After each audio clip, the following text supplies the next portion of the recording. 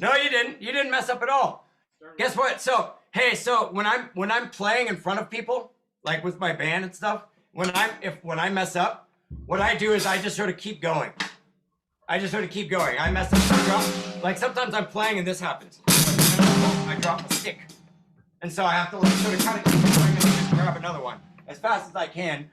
And if somebody sees, oh well, who cares? I mean, you know, it's like people make mistakes. That's called being a human being.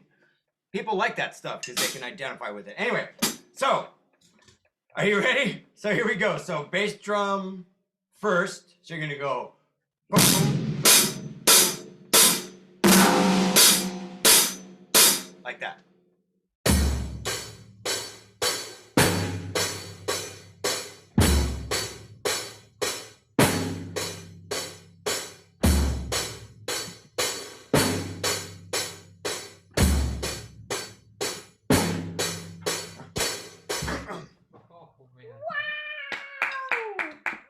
That's so cool. You guess what? You just played an awesome rock beat. You just played a rock beat. Welcome, a fellow drummer. That's so cool. You've graduated into the realm of playing the beats. That's so cool.